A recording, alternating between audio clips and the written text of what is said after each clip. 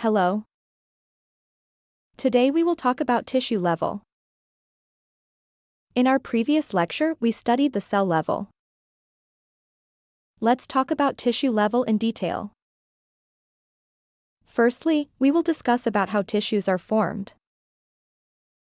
At that level in multicellular organisms, similar cells, performing similar functions, are organized into groups, called tissues. From this video you can understand that how many cells organize to form tissue.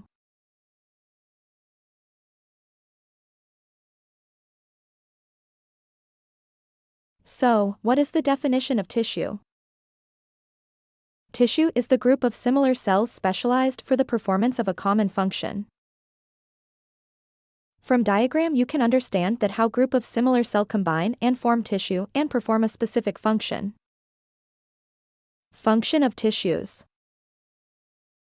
Each cell in a tissue carries on its own life processes, like cellular respiration and protein synthesis. But it also carries on some special processes related to the function of the tissue. Let's talk about types of tissues. There are two types of tissues: animal tissues and plant tissues.